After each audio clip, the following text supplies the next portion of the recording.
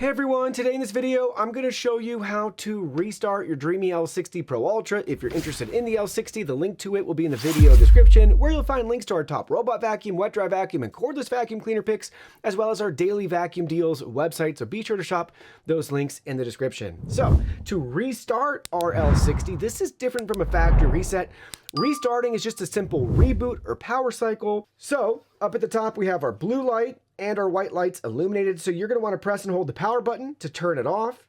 So we're going to hold it here. We got that chime. It's shutting down. You notice the lights changed. Eventually they will all go dark. So we'll give it another minute here. There you go. They're all off. Now we can just wait a couple of seconds. And now to complete the restart, just press and hold the power button again. And then with it held down, eventually you'll start to see the lights coming back on. You'll be free to let go. You'll hear the startup chime. And everything's rebooting and you're ready to start using your L60 again.